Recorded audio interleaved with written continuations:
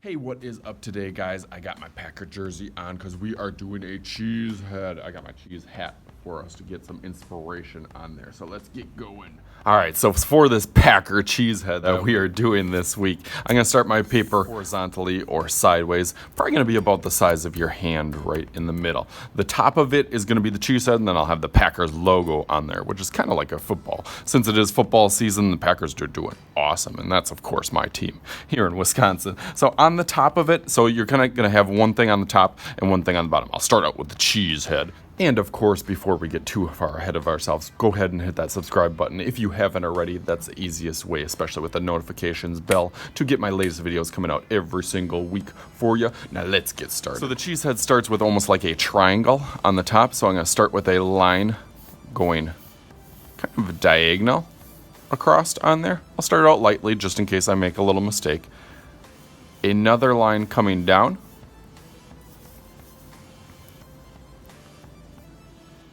And then one more that connects. So this one goes down, and then this one connects across. For my math people, is that like an isosceles triangle? Isosceles? Is that how you say it? You can tell I'm an art teacher. I'd over here, a line that goes down, and a line that goes down here. Then right across will be our line that connects those two. And almost as easy as that, there is our cheese head. It's kind of like, almost looks like a piece of pie or a chunk of cheese. The thing that makes it cheese is to have some circles on it. Some circles on it, any random circles, any random oval sizes on the top and on the side. So let's go through that.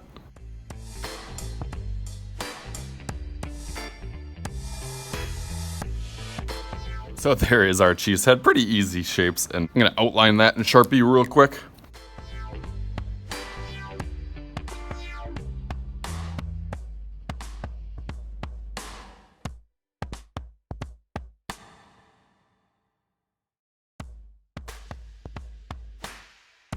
Shadow or a little shading kind of with the marker is adding one side of everything a little bit darker, and even on the cheese itself you can kind of add a little thicker border on just one side, and that makes it look a little bit more realistic. Alright, cool, that looks nice on there. I'm going to do my Packers logo onto the bottom since I got my Packers hat here. The G is actually really similar to kind of a football shape, so kind of a curved line on the top and a curved line on the bottom. So let's put that right on here. So I'm going to go a curved line that kind of goes almost like he's wearing the cheese head.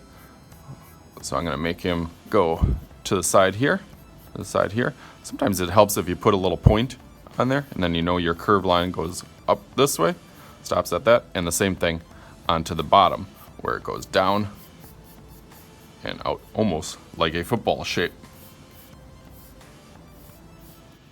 And then the inside of that G, the G part of it jets over this way and then goes down and then back over, cuts right through over here. There, that shape. And then that goes right up this way. And then right back around, probably to maybe there, because we got to connect. It might help if you connect this spot here. Then that part can kind of shape over. So this kind of all lines up in here. There we go, that part looks pretty good. Now my football shape looks a little bit thin on this side, so I'm gonna make this part a little bit thicker. That's why we always go through in pencil. And we can thicken this up. There we go, I like that a little bit better. Take my eraser.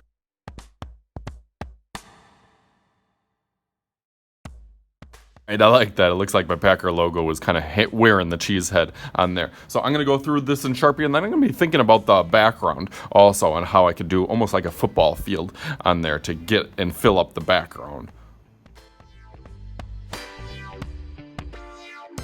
All right, so as I'm thinking about the background for the football field, I know it kind of starts in the middle and then ends on the outside. So I'm going to put a couple little dash lines here. You don't have to do this. You can do any one. I just think it'll be cool for a football field because I know that it kind of starts with the 50-yard line and then it goes to the 40, to the 30, to the 20, to the 10, and then touchdown is down here. I always think of the announcers going through that. So I'll go through that on each side and do up the background super fast.